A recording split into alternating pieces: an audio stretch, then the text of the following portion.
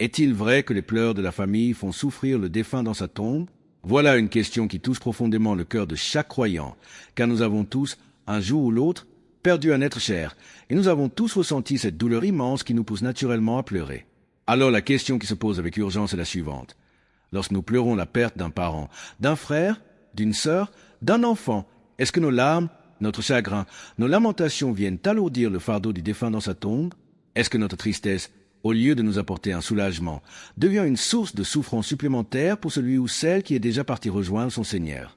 C'est une question extrêmement importante, et je dirais même urgente, parce qu'elle touche à un domaine où les émotions humaines les plus intenses rencontrent la jurisprudence islamique la plus précise. Et malheureusement, beaucoup de musulmans à travers le monde vivent ce moment difficile du deuil avec une confusion totale sur ce sujet. Certains pensent que pleurer est totalement interdit. D'autres pensent au contraire qu'on peut faire absolument tout ce qu'on veut. Crier, se frapper, déchirer ses vêtements, sans aucune limite.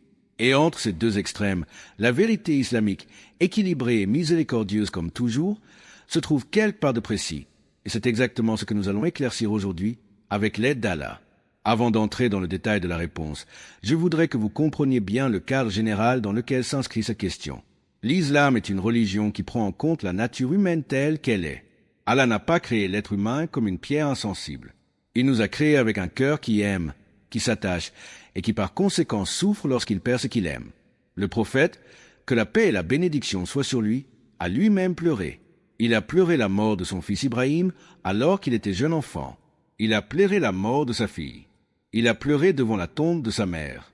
Donc, dès le départ, sachez que pleurer un défunt n'est absolument pas interdit en islam. Ce serait une erreur grave de penser cela.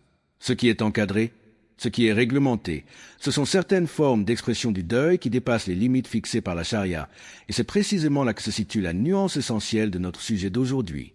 Avant de continuer, je tiens à vous inviter, comme toujours, à vous abonner à cette chaîne si ce n'est pas encore fait, car chaque vidéo ici a pour but de vous transmettre une connaissance authentique, tirée directement du Coran et de la Sunna authentique, sans déformation, sans invention, et sans suivre les passions des gens.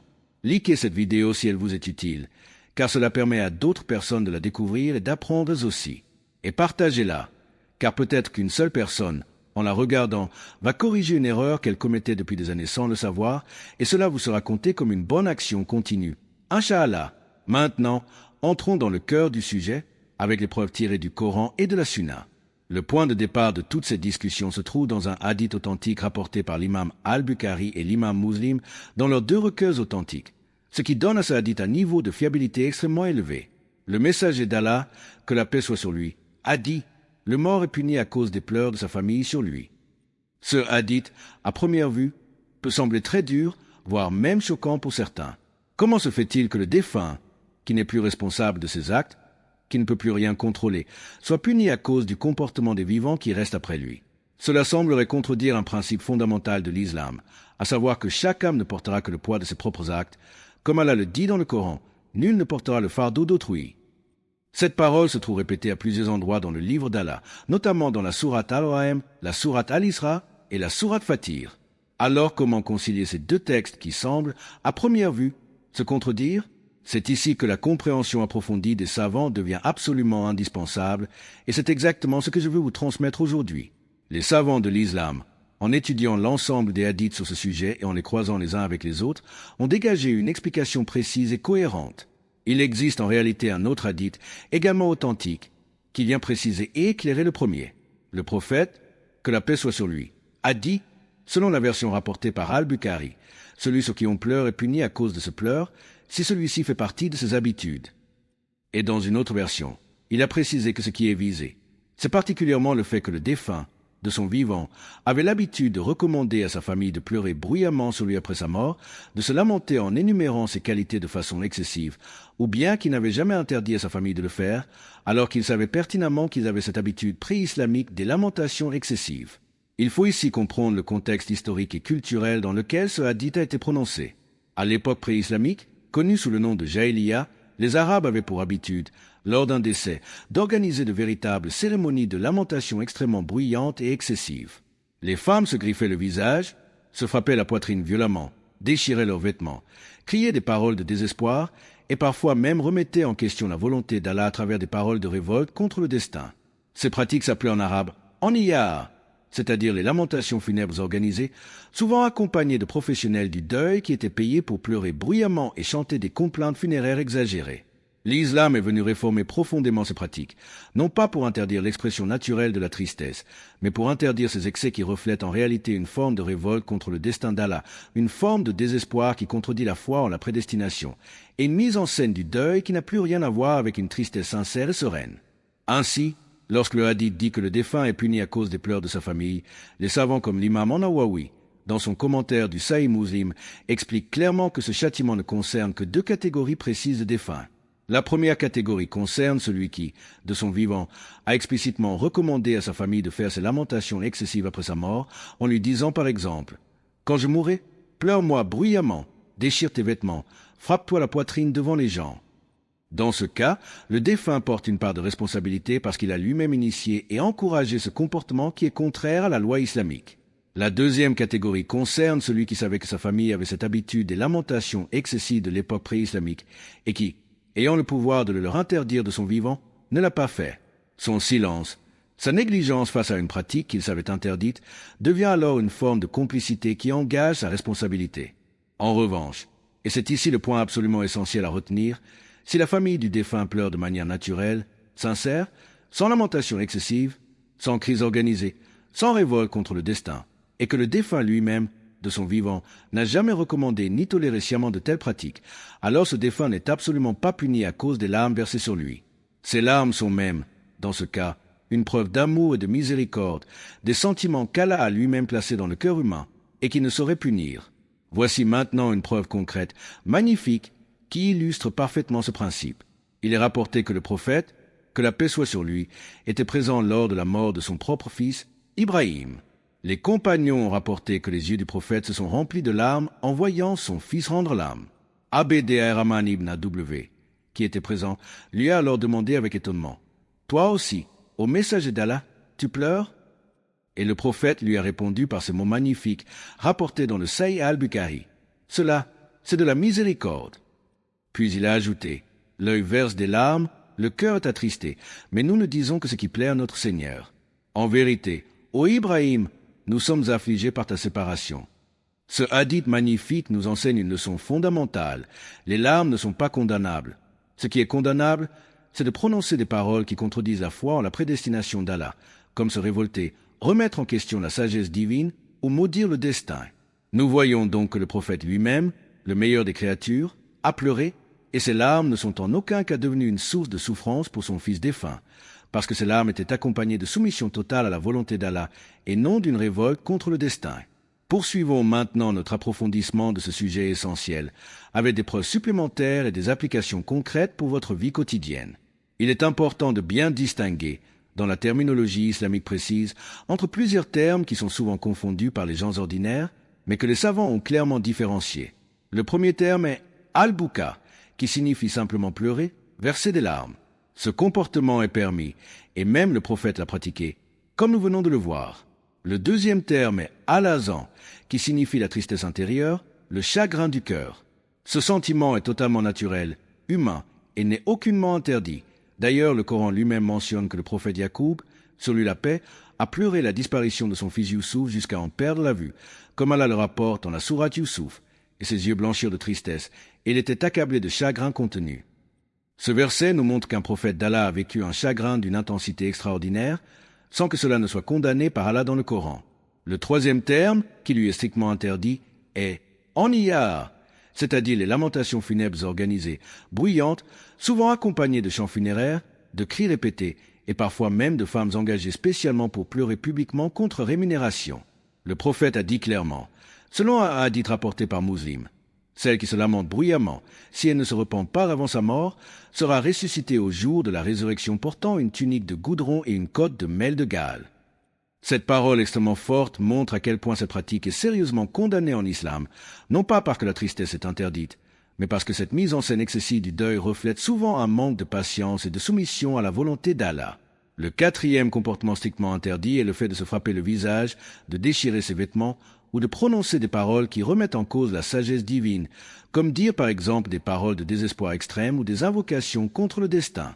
Le prophète a dit, dans un hadith authentique rapporté par Al-Bukhari, Celui qui se frappe les joues, déchire ses vêtements et fait des invocations à la manière de l'époque pré-islamique n'est pas des nôtres. Cette parole prophétique très ferme montre clairement que ces comportements sont directement associés à l'ignorance pré-islamique et qu'ils sont incompatibles avec la foi islamique authentique. Il est également essentiel de rappeler la magnifique parole du Coran qui encadre notre rapport à la mort et à l'épreuve en général. Allah dit dans la sourate Al-Baqarah et annonce la bonne nouvelle aux endurants, qui, quand un malheur les atteint, disent « Certes, nous sommes à Allah, et c'est à lui que nous retournerons. » Ceux-là reçoivent des bénédictions de leur Seigneur, ainsi que la miséricorde, et ceux-là sont les bien guidés. Cette invocation, qu'on appelle en arabe « al-istirja », c'est-à-dire le fait de dire « Inna lillahi wa inna ilayhi rajiun », est la réponse islamique par excellence face à la perte d'un être cher. Elle rappelle aux croyants une vérité fondamentale. Tout ce que nous possédons, y compris nos proches, appartient en réalité à Allah, et un jour viendra où tout retournera à lui. Cette conscience profonde n'empêche absolument pas la tristesse, mais elle l'encadre dans une soumission sereine à la volonté divine. Maintenant, permettez-moi de vous donner des exemples concrets et pratiques pour votre vie quotidienne, car la connaissance théorique doit toujours se traduire en application concrète, sinon elle reste stérile. Premier exemple concret. Lorsque vous perdez un être cher, il est tout à fait permis, et même naturel, de pleurer silencieusement, de laisser couler vos larmes sans honte, que vous soyez un homme ou une femme. Il n'y a aucune honte à cela, et cela ne diminue en rien votre foi ni votre soumission à Allah. Ce qu'il faut éviter, c'est de crier de manière excessive devant les autres, de se lamenter en énumérant bruyamment les qualités du défunt d'une façon qui ressemble aux pratiques pré-islamiques, ou de prononcer des paroles de révolte comme « Pourquoi Allah m'a-t-il fait cela » d'une façon qui remet en cause la sagesse. Deuxième exemple concret. Si vous êtes vous-même malade ou âgé et que vous sentez que la mort approche, il est fortement recommandé, en tant que bonne action vers votre propre âme, de recommander explicitement à votre famille de ne pas se livrer à des lamentations excessives après votre décès. Vous pouvez leur dire simplement « Si Allah me rappelle à lui, je vous demande de ne pas vous lamenter bruyamment, de ne pas vous frapper, mais de faire simplement des invocations pour moi, de faire l'aumône en mon nom et de garder patience. » Cette recommandation vous protège vous-même, en tant que futur défunt, de porter une quelconque responsabilité si votre famille venait, par ignorance, à adopter des comportements excessifs. Troisième exemple concret. Si vous assistez à un enterrement où certaines personnes présentes se livrent à des lamentations excessives, il est recommandé, avec sagesse et douceur, de leur rappeler discrètement les enseignements islamiques sur ce sujet, sans les juger durement, car le deuil est un moment de grande vulnérabilité émotionnelle et la sagesse prophétique nous enseigne toujours la douceur dans la façon de corriger les gens, surtout dans des moments aussi sensibles.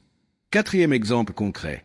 Plutôt que de se focaliser sur la lamentation, l'islam nous encourage à canaliser notre chagrin dans des actions bénéfiques pour le défunt, comme les invocations sincères, l'aumône continue en son nom, le fait de faire le pèlerinage pour lui s'il ne l'a pas accompli, ou encore la lecture du Coran avec l'intention de lui faire parvenir la récompense. Ces actions apportent un réel bénéfice au défunt dans sa tombe, contrairement aux lamentations qui, elles, peuvent au contraire lui porter préjudice si elles s'inscrivent dans le cadre que nous avons expliqué.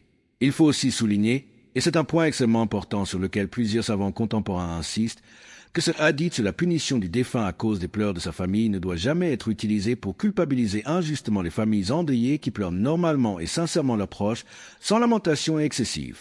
Malheureusement, on entend parfois des gens, par ignorance, dire à une veuve ou à un orphelin en pleurs « Arrête de pleurer, tu fais souffrir le défunt ». Cette parole est une erreur grave et une mauvaise compréhension du hadith, qui peut causer une souffrance psychologique inutile à des personnes déjà fragilisées par le deuil. Il faut toujours rappeler que les larmes naturelles et sincères ne sont jamais condamnables, comme nous l'avons démontré à travers l'exemple même du prophète, que la paix soit sur lui. Un autre point mérite d'être clarifié. Certains, en s'appuyant sur une compréhension trop littérale et hors contexte de ce hadith, ont parfois affirmé que tout défunt sur qui on pleure serait automatiquement puni, indépendamment de sa propre volonté et de son propre comportement. Cette compréhension a été fermement rejetée par la majorité des savants, notamment en s'appuyant sur la parole de la mère des croyants, Aïcha, qu'Allah soit satisfait d'elle, qui, lorsqu'elle a entendu ce hadith rapporté par certains compagnons, a précisé qu'il ne fallait surtout pas le comprendre de manière absolue et générale, car cela contredirait le principe coranique clair selon lequel nul ne porte le fardeau d'autrui. Elle a insisté sur le fait que le prophète parlait de cas précis, ceux des défunts qui avaient eux-mêmes recommandé ou toléré sciemment ces lamentations excessives, et non de tous les défunts sans distinction. Cette précision de la mère des croyants est extrêmement précieuse pour bien comprendre l'ensemble de la question, et elle a été reprise par la grande majorité des savants à travers les siècles, dont l'imam An-Nawawi, l'imam Ibn Hajar al-Asqalani et bien d'autres parmi les grands commentateurs des hadiths. Chers frères et sœurs, Chers spectateurs, il est temps maintenant de résumer les enseignements essentiels de cette question si importante, avant de conclure par une exhortation qui, je l'espère, touchera vos cœurs. Nous avons appris que pleurer un défunt n'est absolument pas interdit en islam. Bien au contraire, c'est un sentiment humain naturel que le prophète lui-même a exprimé, notamment lors de la mort de son fils Ibrahim, en précisant que ces larmes relaient de la miséricorde qu'Allah a placée dans le cœur des croyants. Nous avons également appris que ce qui est réellement interdit, ce sont les lamentations excessives et bruyantes de l'époque pré-islamique, appelées enniyar, ainsi que les gestes violents comme se frapper le visage ou déchirer ses vêtements, et surtout les paroles qui remettent en question la sagesse et la prédestination d'Allah. Nous avons compris que le défunt n'est puni à cause des pleurs de sa famille que dans deux situations précises, soit lorsqu'il a lui-même recommandé ces pratiques excessives de son vivant, soit lorsqu'il savait que sa famille avait cette habitude et ne l'en a jamais dissuadé alors qu'il en avait le pouvoir. En dehors de ces deux cas, les larmes sincères naturelles ne causent absolument aucun tort au défunt dans sa tombe. Ces enseignements nous invitent à vivre notre deuil de manière équilibrée, entre l'expression sincère de notre tristesse humaine et la soumission totale à la volonté et à la sagesse d'Allah. Ils nous invitent également, en tant que croyants responsables, à préparer notre propre fin en recommandant à nos proches d'éviter les pratiques contraires à la charia et à canaliser notre chagrin vers des actions qui bénéficient réellement à nos défunts, comme les invocations, l'aumône et la récitation du Coran en leur nom. Que chacun d'entre vous retienne cette vérité essentielle. La mort n'est pas une fin, mais un passage vers l'au-delà, et notre rôle en tant que vivants est d'accompagner nos défunts avec dignité, avec des larmes sincères si notre cœur le ressent, mais toujours dans le cadre de la patience et de la soumission à la volonté d'Allah, comme il nous l'enseigne dans la sourate Al-Baqarah, et annonce la bonne nouvelle aux endurants. Que ces enseignements vous accompagnent dans les moments difficiles de votre vie, qu'Allah allège vos épreuves, et qu'il fasse miséricorde à tous nos défunts et aux vôtres. Avant de nous quitter, je vous invite une dernière fois à vous abonner à cette chaîne pour continuer à recevoir un enseignement authentique tiré du Coran et de la Sunna. Likez cette vidéo si elle vous a été bénéfique. Partagez-la avec vos proches et vos amis, car transmettre la connaissance est une aumône continue qui vous suivra même après votre mort. Et si ce rappel a touché votre cœur, écrivez Allah Akbar dans les commentaires, en signe de reconnaissance envers la grandeur de notre Seigneur, qui a établi pour nous une religion complète, miséricordieuse et parfaitement équilibrée dans tous les aspects de notre existence, y compris dans notre rapport à la mort et au deuil. Que Allah vous préserve, qu'il préserve vos familles et qu'il vous accorde le meilleur ici-bas et dans l'au-delà. Assalamu alaikum wa rahmatullahi wa barakatuh.